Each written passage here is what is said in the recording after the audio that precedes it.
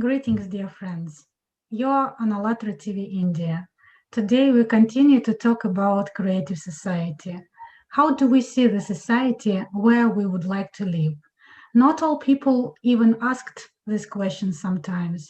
But how important is it to understand what is our goal in life and what is our goal as a humanity? Creative Society is a unique and global project. Millions of people from all over the world are already discussing and framing the vision of society we all want to live. The goal of the project is to build a creative society free from the consumeristic mindset by peaceful means. And today we will talk to our guest about the creative society. So if you would like to know more about this project, please visit our website, Allatraunites.com. My name is Tatiana, and my co-host today is Subhatra. Welcome.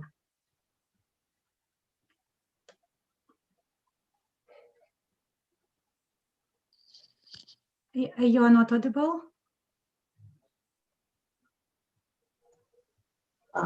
Good evening, everyone. Good evening, Tatiana. Thanks for the wonderful evening. We have a eminent guest today.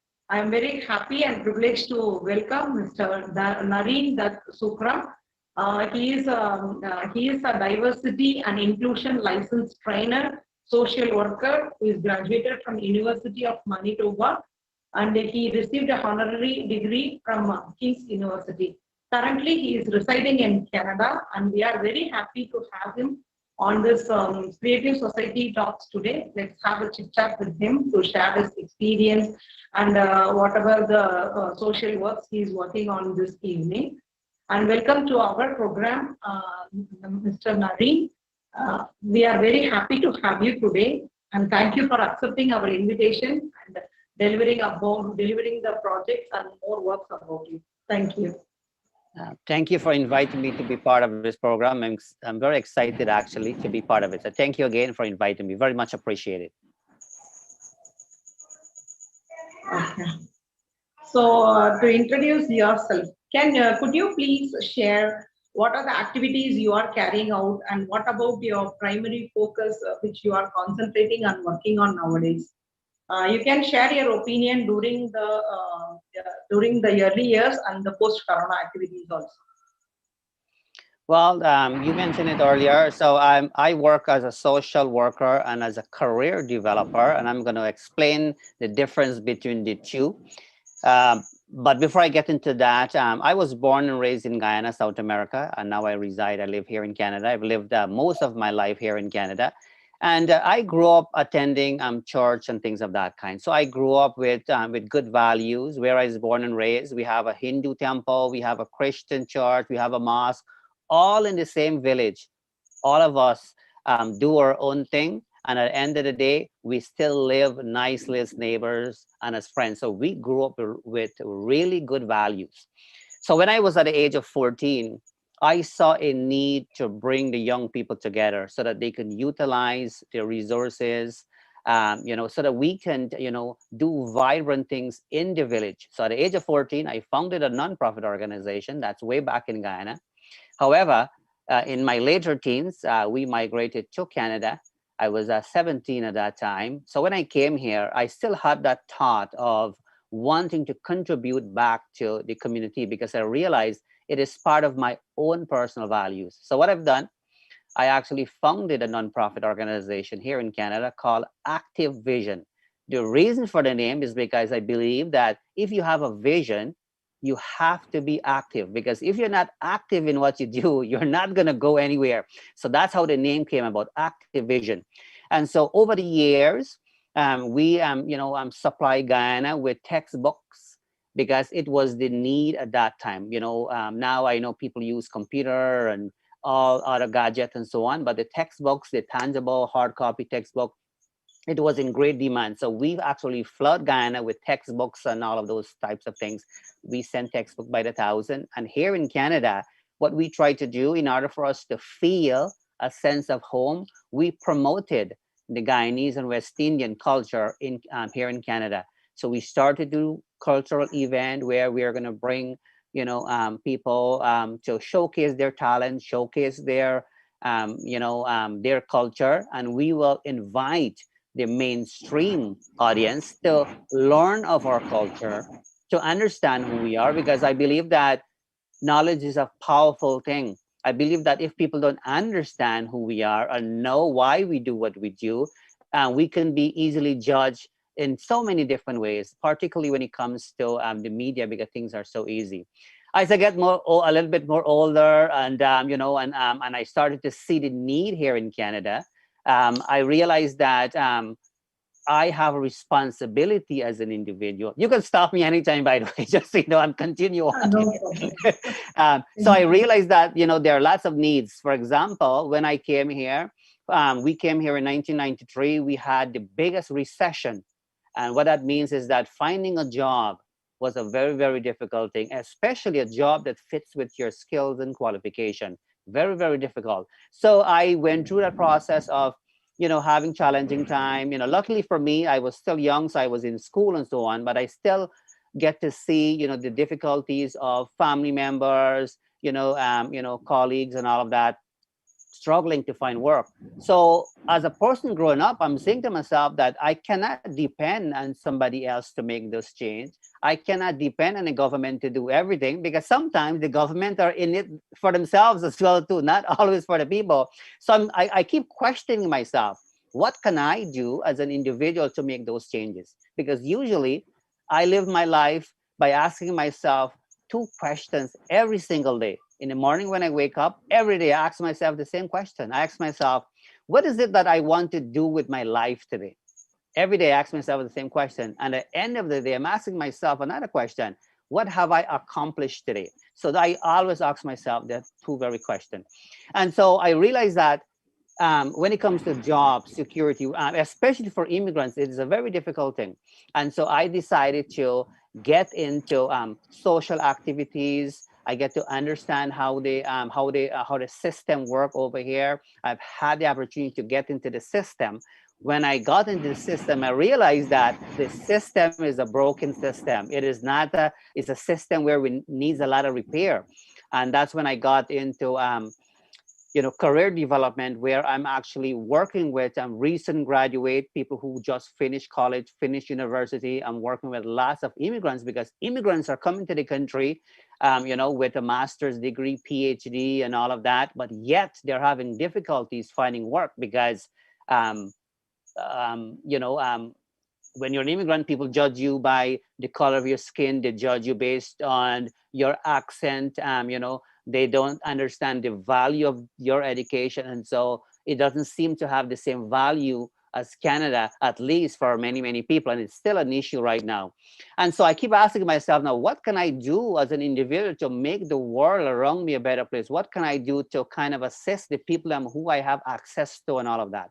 And so I got into social work, which it's not easy here in Canada to get into social work. It is very competitive. It is very much needed as well too, because when people migrate, to come to a place like Canada, keep in mind you are leaving your family behind. You're leaving everything that you've worked so hard for behind to start a new life. So people always, there's always a need, to do counseling. There's always a need to allow people to kind of see that there's hope. But sometimes they need that guidance. And so that's how I got into social work. One of the best thing I've ever done in my life, actually, one of the best decisions I have made, because I always believe that it is very crucial for us to choose a career path that fits with us. Because once you do it, right, once you do it, then it doesn't feel like work. And so for me, it's not, I always put people before profit. That is I live by that. So if somebody's reaching out to me for help or assistance and so on, money is not even of a discussion and say, well, okay, it will cost you, $300, at the end of it all, and so on. My main focus, how is it that I can help an individual move on from one step to the next step? So that's a little bit about me in a little bit of a nutshell, as to what I do right now. And I'm somewhat passionate about it. And later on, I'll probably talk a little bit about the diversity and inclusion, because it's very, very hot. We can share our thoughts. And it's well and correctly said by you. Immigrants, we have a When we go to another country, we have to accustom with the living style, what we never been used with it. And at the age of 10, it's very, very appreciable when the teens are in different mindset, you started your own NGO. That's a great thing you have done, and keep continuing your work. And my next, we want to discuss about that. You are working on different societal development projects. Okay. And what is, in your opinion, which is important or lagging in that field, and what motivates you to be like every day to do more of the social activity? Well, I think that, well, I'll answer the second part first. For Yeah. me, I believe that we all have a purpose, right? And so we cannot just live our lives for the sake of ourselves. I think that, we have to live our lives for the sake of others as well, too. And so when I personally work on a project, and I think that's one of the reasons why I accepted the invitation to be in this show here in the first place, because I love the idea of this initiative. Because for me, if I recognize that there is a need for something, that's when I put my energy and time on it. I wouldn't work on any project for the sake of doing it, or I wouldn't do it because somebody else is doing it, or I wouldn't do it because I see an opportunity where I can make lots of money and all of that. As long as there is a need. And so there is a lot of need, in society. And first of all, I think when it comes to need and addressing social issues and so on, I think for me personally, I think that education is key. I think that in the school system, we need to make sure that we are teaching the right courses. We need to make sure that when it comes to diversity and inclusion, all of that is including in it. We want to make sure that we are teaching people all the things that they need to see. Like, we cannot hide anything. For example, the month of February is a Black History Month, right? And so we need to introduce, courses, in the school system, all of that, so that people can understand and see the history, so that things doesn't slip through the cracks and all of that. And so for me, when there's a need, we have an obligation. I think we have to be the person to initiate, something, because sometimes it takes just one person to start an initiative, and then other people follow along to help. Not too many people will want to do it. Not that people are not recognizing that there is a need, but they're not the initiator type of people. And I think all three of us here, and even the people behind the camera right now are initiators, right? We initiate these things, and then we have people that kind of support it. Yeah, thank you very much for your sharing. It's really great, and I was really happy and inspired to hear how you work for the society, and that benefit of the society is higher than profit. It's really amazing, and I think if we have more people like this, our society will be completely different. So, and thank you that you inspire other people to do it. It's really great. Thank you very much for your work for helping people. That's what we're all doing here. Absolutely. Thank you so much. And really, having met so many people, from different countries, or from different nationalities and so on. So I think you definitely should know the answer to the next question. So what do you think we all have in common, regardless of anything, religions, nationalities, social statuses, and everything else? What do we all have in common? What unites us? Yes. So I think I think that's a good question, because I think that we have more in common than what we have in terms of differences. There's no question about that. But the only problem is that we cannot ignore the fact that we also have lots of greedy people, right? And so when I talk about greedy people, not necessarily everyday people, I'm talking about, the rich people. I'm talking about, some of the politicians and all that. Not all politicians, because I know I might have some politicians watching here, But the thing is, like, I think that everybody is looking for a decent life and fair opportunity. I think, we all can relate in some different ways in terms of having, children in some cases, having siblings, having, friends and all that. So we have all of those basic pieces.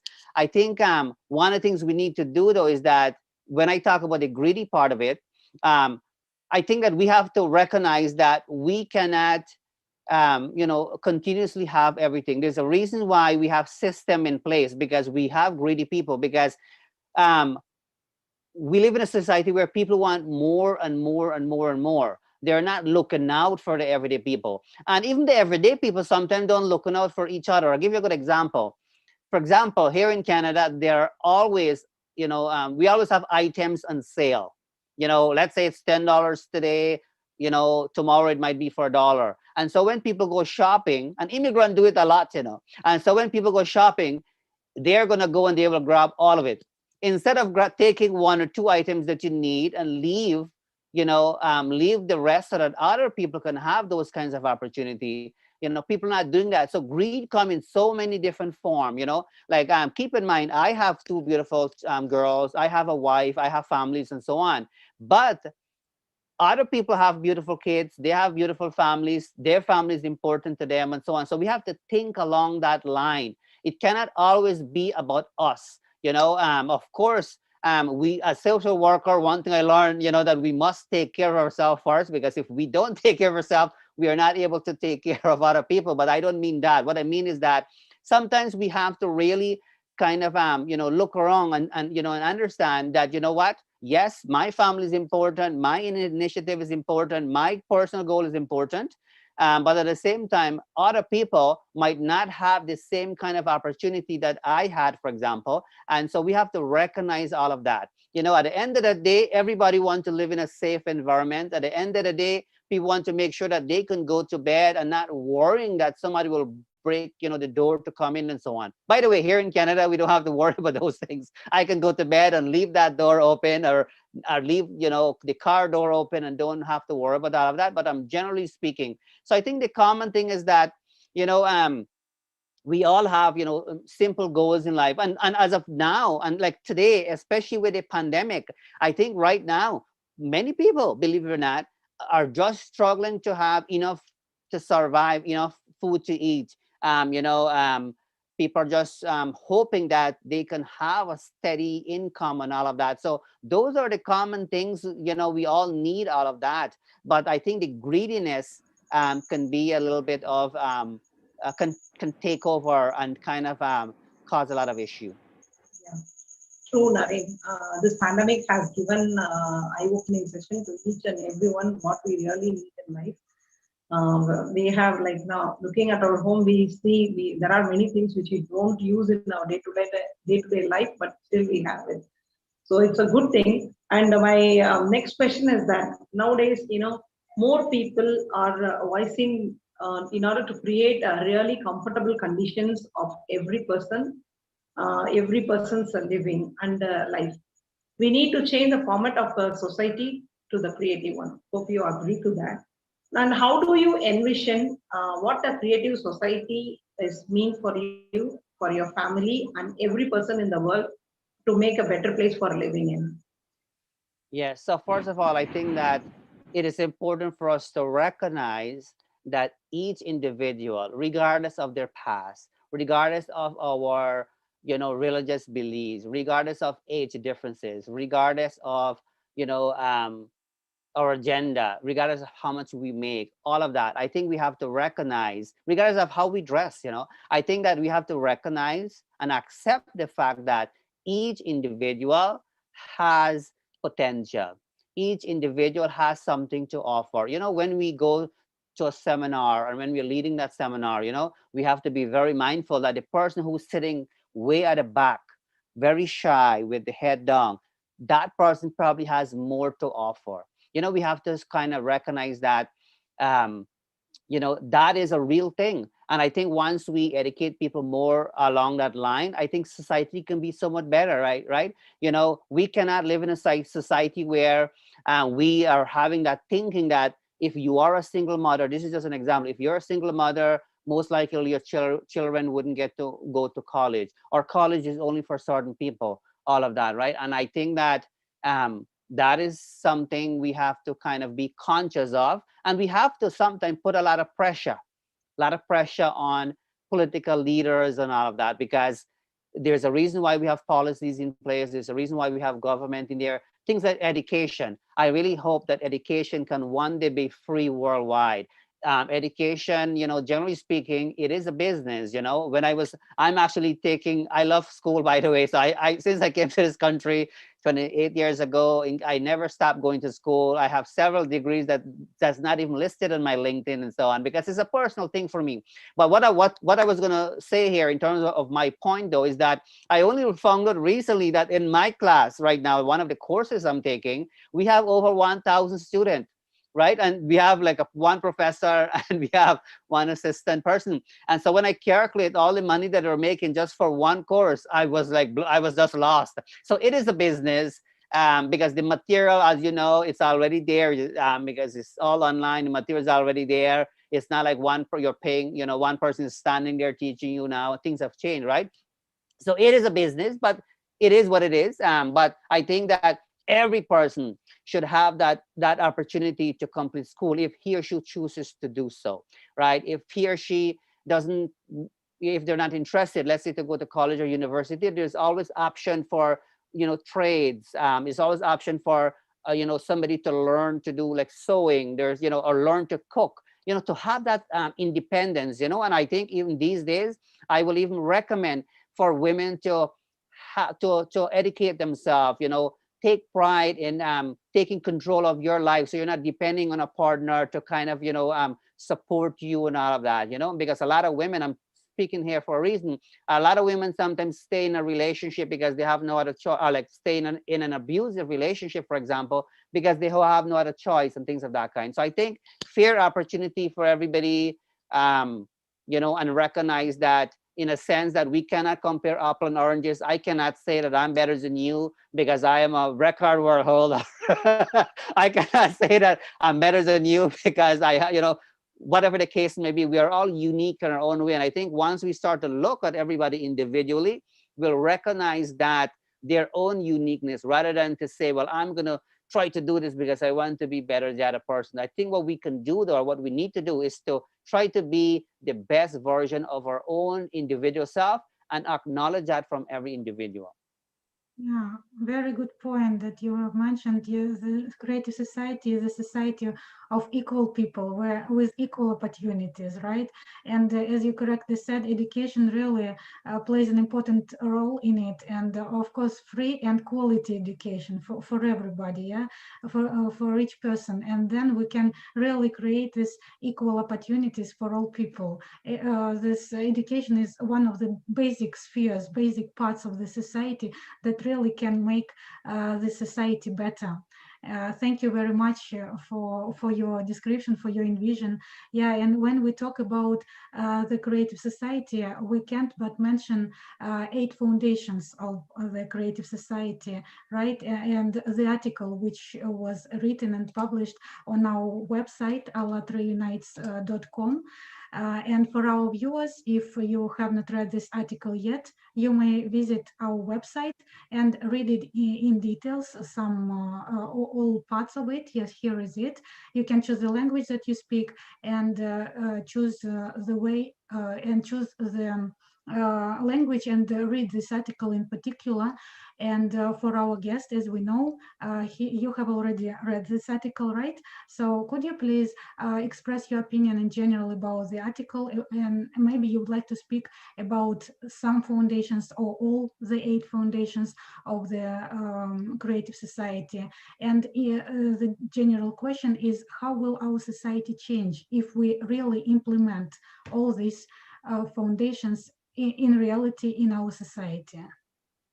Well, I mean, I think it will change for the better, because we know that we live in a world that is not a perfect world. And sometimes I question myself that why is it that we are still having issues, in this world that we live in? We live in a modernized world. Of course, in certain areas, we have more problem than some. But I think that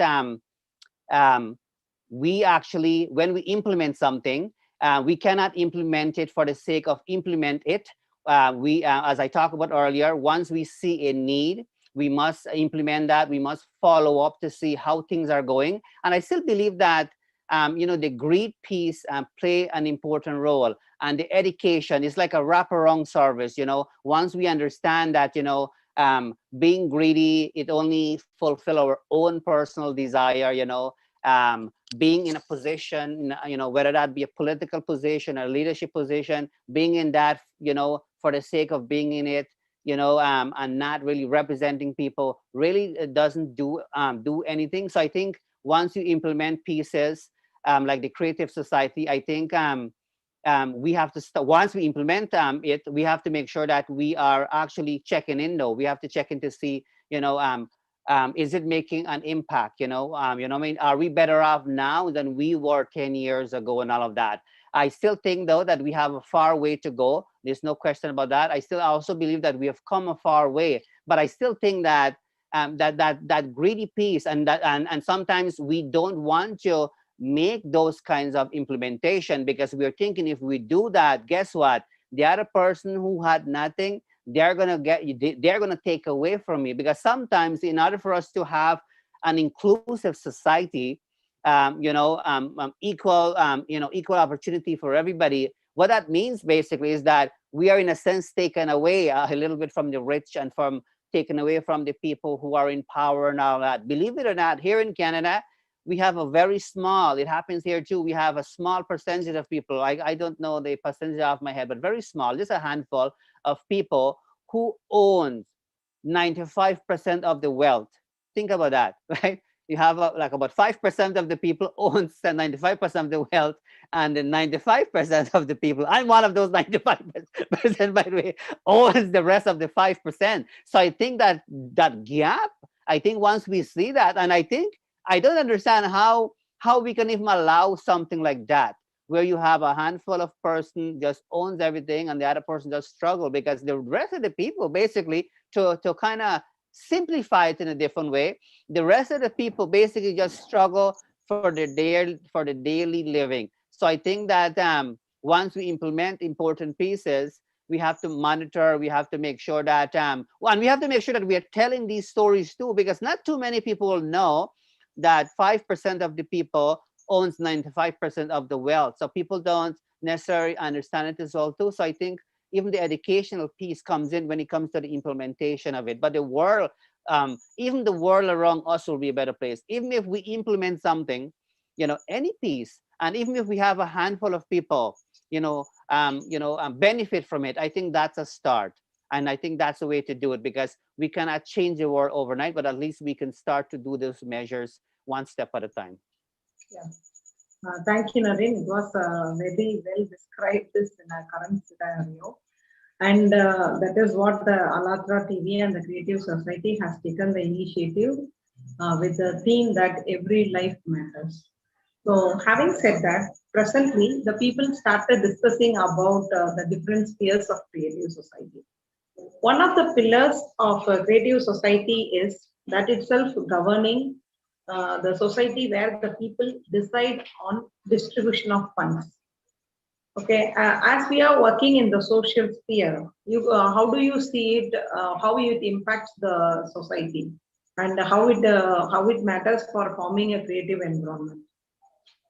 Yes, so at the end of the day, the people, we have to accept the fact as well too, that the people have lots of power, the everyday people have lots of power, right? Because keep in mind, we forget that when we are going out to vote for somebody, whether that be for prime minister, president, member of parliament, and so on, it is the everyday people that makes that decision. They're the one casting their vote and all that. So the people have that power. And I think that when people take that kind of control to self-govern, they are basically taking ownership, and that's a good way to kind of contribute, because they're the ones who actually understand the daily challenges, and they're the ones who actually have so much to offer as well too. It's just that the opportunity is not given. So I think this route here, I think this is a very good one, because the people are taking the full control, because they're recognizing that there's a need. And I think this way it kind of leverage things a little bit too. It's not where you kind of have, one person's up there and the other person is there. It's kind of like the people have the passion. And I think when you have something like this, people who are joining, people like yourself who are part of the initiative, you're starting to recognize that you're having the right people too, right? But keep in mind, we all have different goals and dreams and understanding in life. So when you have something like the self-government, you have to have a passion for it before you're doing it. You're basically attracting the right people, and I think that's a good start, actually. Absolutely. People like yourself, by the way. Thank you, Narine. Yeah, together we can bring in some change in the society and make a better living for everybody. And the next focus is on in this today's consumer format of society. It's the right question to you also. We face different issues of inequality among the people. In your opinion, can this situation be changed with implementation and the practice, whatever the 8 rules of this foundation? Okay, can it be if all the people will implement these rules, we can make the betterment in our society and living? Can you share your views on that? So, and I think that's where the diversity and inclusion comes in as well too, because the inequality, of course, it still exists, if I understand your question correctly. And so we are still, for example, women still, and here in modernized Canada, we still have, though we have, somewhat improved, we still have room for improvement when it comes to inequality in terms of giving women equal opportunity for certain position. And believe it or not, women, they still make less money doing the same job and all of that. And I think it's possible. I think we have to recognize that there is an issue here, and then we have to address it and address it to the right people. We basically have to keep them accountable and so on, because I find that the people who are responsible, who can actually make those changes, are somewhat behind the scene kind of thing, and they're not necessarily making themselves too visible. The sad thing, though, is that every organization is trying to present themselves to be equal, where is an equal opportunity for everybody and so on, where in reality it is not. For example, if you go on any website, any random website, you will see that people will put a person of color on the website. You'll put, use the term diversity, inclusion, and all of that on the website because it looks nice, and because it's easy for us to access the website. We can go on our phone, we can do all of that. But in reality, when you go a little bit deeper, you realize that behind the doors, it's a whole different ball game and things of that kind. But it is possible, but we must hold people accountable. And I mean, for example, we had the Governor General, which is a very powerful. The Governor General is, representing the Queen here in Canada, and she recently resigned. She resigned. This is public information. That's why I'm sharing, by the way. She resigned because she wasn't treating people properly, right? Employees and things of that kind. But that's because people speak up. They speak up, and that was investigated. The issue was investigated, and she ended up resigning. So it is possible. Anything is possible, I think. But we cannot just talk about it. We have to address it, see it. Then we have to try to think of ways like what the organization is doing. We have to think of ways. How can we make things better? What is it that we need to implement to make a start, and then check in and so on? But to answer your question, absolutely. I believe that if you have the right people with the right passion, with the right motive, if you put people before profit, it is possible. Yeah. Right. Passionate people can really do a lot. Yeah. Absolutely. Oh, yeah. Yeah. So passionate and active people can really make a change. Right? Absolutely. The everyday people can make a change. No question about that. And I think people, and that's even where the education comes in. Sometimes people don't realize that they have, if they see something that's not going right, it is okay to have a little chit chat, have a conversation with somebody, letting them know, what, there's this going on here. This is not right. It's affecting, 10 other people. Only one person is benefiting from it. This is not fair, that we need to do something about it. Of course, you're having these conversations in small groups and so on, but not too many people are taking initiative to make the change, but definitely possible. Yeah, not many people take initiative because they will be punished by the implementation of this initiative. True. Right? Oh, very, very true. A lot of people will be scared of losing their job and all of that, and so it is very tricky, very, very tricky. But all of us here, we are risk takers, so sometimes we do what we have to do. Yeah, right. Thank you very much for your answers, really. I would also like to mention the conference which took place on the 20th of December 2020, where a lot of people all around the globe gathered together to discuss and to discuss how people see the creative society, what is creative society, how we can achieve it, and why these steps or attempts failed in the past, right? And before asking the next question, I would like to ask our technical support to show a short video from that conference, and then we'll discuss it a little bit. Okay.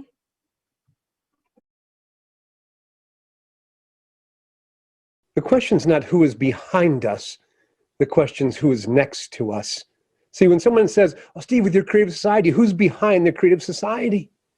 Nobody. See, I stand next to people around the globe. I stand next to people around the world. I don't lead anybody. I don't follow anybody. I stand next to my brothers and my sisters. Seema said this from India. Dr. Seema said, we're all one family. These are all my family. The Creative Society, you can do a few things right now. One is take personal responsibility and say, you know what, I'm in. I like it. I'm going to decide that we can make a difference. I choose that there is a solution to all of the world's problems. I will take personal responsibility. What is the mindset? One of my favorite quotes is this: if you believe you can, or if you believe you can't, you are right.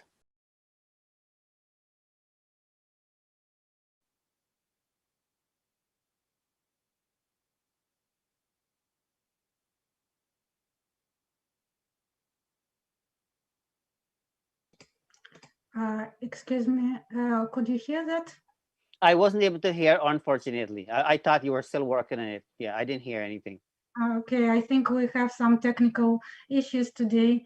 Okay, then I will just shortly describe what was going on there, yeah, and we'll ask about it. So in the society where we all feel like one family, where we support and help each other, and really do not wish anything from another person, just if a person needs help, just to do it without any benefit or any special wishes about that, right? And everybody is happy for a person who has some idea to be happy about, and so on. So how do you think people will feel in such a community and society?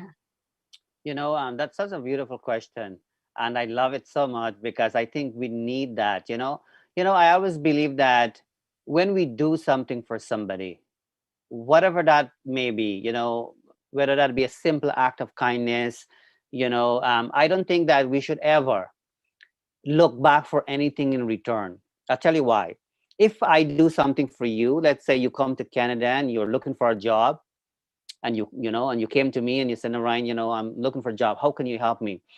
If I help you and if I'm expecting something from you, money or even a thank you or whatever the case may be, I'm setting up myself for disappointment there. That's one thing, because the person might not get back to you, not because the person is not appreciative of the service, but it's just that sometimes the person probably doesn't know how to show the appreciation. But I can assure you the appreciation sits in the person's heart, right? I'm seeing, and in fact, I do ongoing videos every day to address these things, because when I see these kinds of issue, I cannot sit back and lay back. It's not my kind of style. That's one of the reasons why I do a separate videos between 3 to 5 minutes where I'm addressing all of this. And one of the videos I made recently is that I've seen so many comments on social media where people are saying that, oh, I'm not going to share their pages anymore because they're not sharing my page, or I'm not going to do this because they're not doing it for me. Not only it is childish, and I said that in the video exactly, we cannot have any sort of expectation. If we are doing something for somebody, let's do it wholeheartedly. Let's do it as a human being there. Let's realize that, you know what, I don't know about other people. I can only speak for myself. The more good I do, the more happy I feel inside. It really energized me. I feel so good. I actually have, this morning before I even brushed my teeth, I did something for somebody because I could not control my energy of getting that work done. And so so I think that we have to realize that when we do something for somebody, but the only thing I'm asking for though is that eventually I'm hoping that that person can pay it forward to somebody else whenever they're in a better situation. So let's say I help somebody find a job.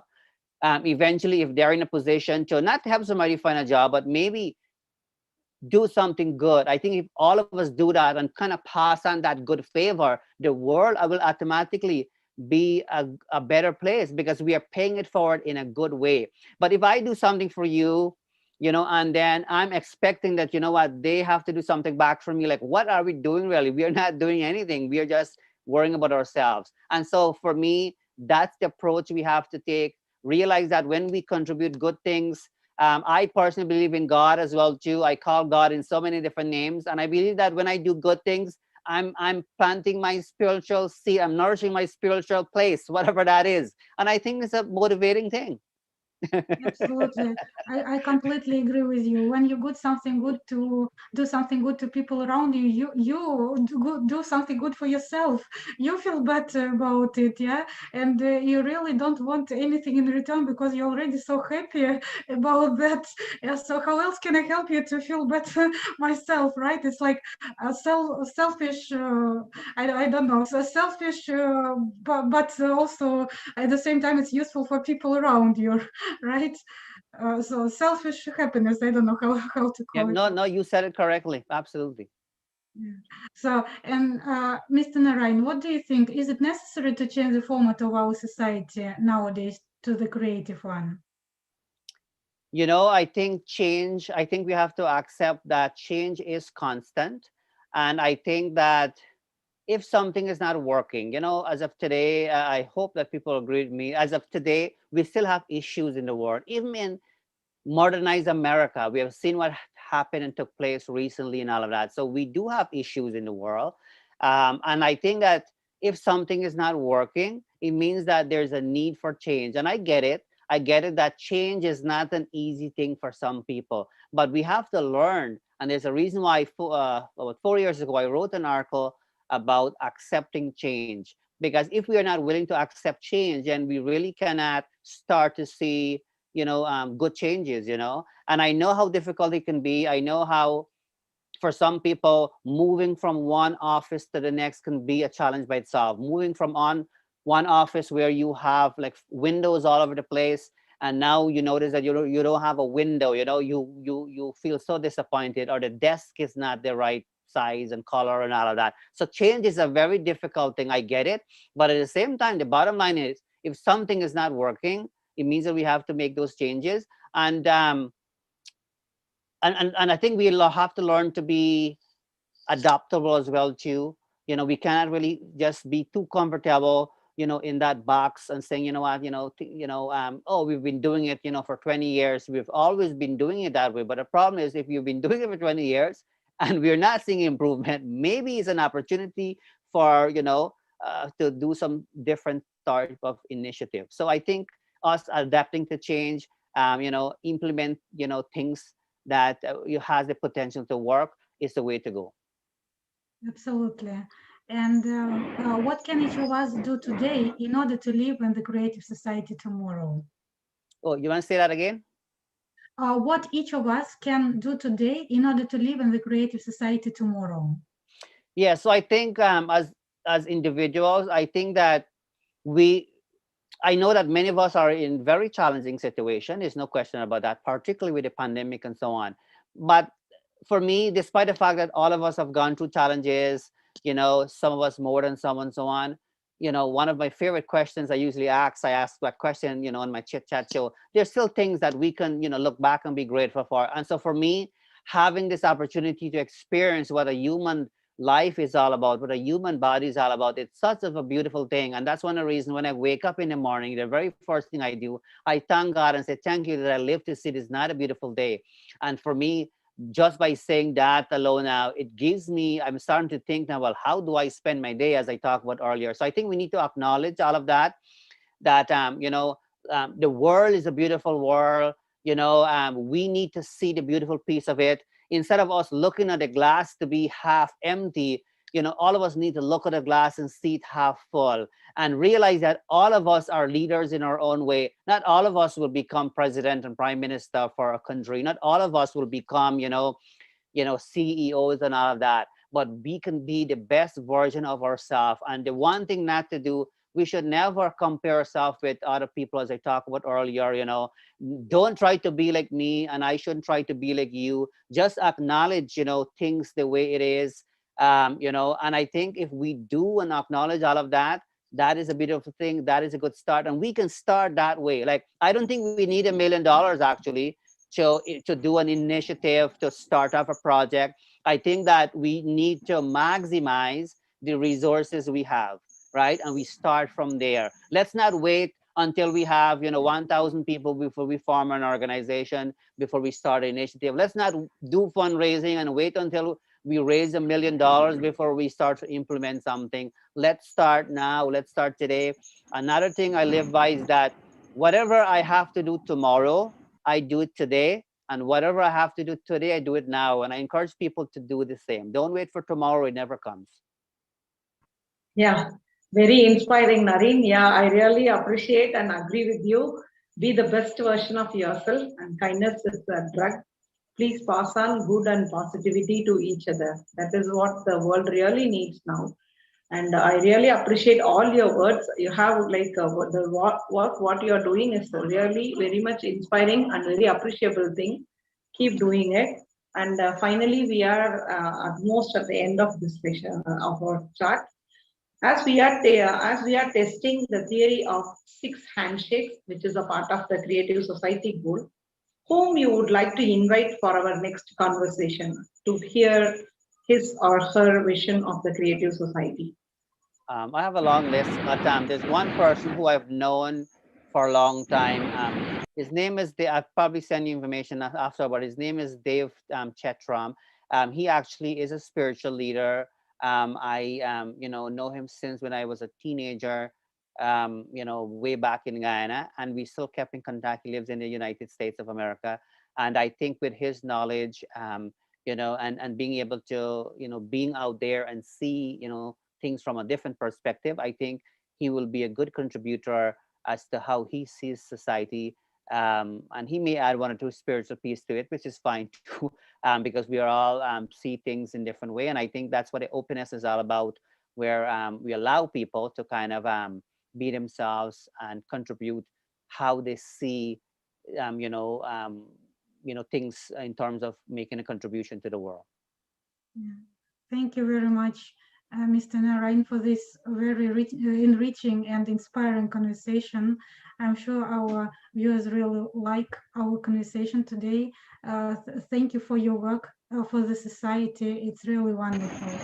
And I would like to say to our viewers, if they would like to join to our project, then it's very simple to do. You can just go to our website, Allatraunites.com, and press this red button, join us, choose the language that you speak, and choose the way how you can participate in our projects. And you will become a part of a very big team who is building the creative society, who is working today in order to live in the creative society tomorrow. Mr. Narine, would you like to wish something to our viewers? Well, first of all, I would like to thank both of you.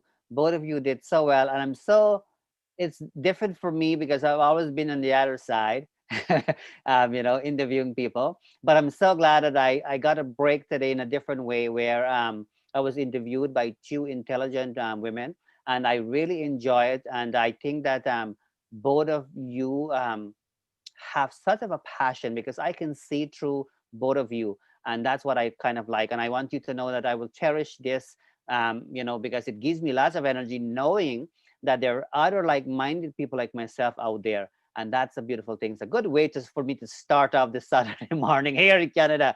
And to the viewers, do know that we appreciate you so very much. The reason why we are bringing it to you live on social media, because we want you to not only get my perspective on life and society and to hear what I have to say, but the organization is very much interested to hear from you, to get your input, and do know that we recognize that all of you who are watching, listening at some point have potential to make a difference, around you. Keep in mind, when you're making a house, we make the house, one brick at a time, right? So think about it. When we work together, we join hands together, we can do miracles. And I think all the people who are capable to do the miracles are watching and listening right now. So I do know that we appreciate you so much, so very much. Yeah, thank you very much. It's really so that united we really can build this society, yeah, to make this change that all people want. Thank you very much for this very wonderful and important words. Ms. Yeah, thank you, Narine, for inspiring us. Thanks a lot. And thank you for inviting me. I do appreciate that, Subhatra. I do know I appreciate that so much. Thank you for the invite. I really enjoy it. Thank you. Thank you.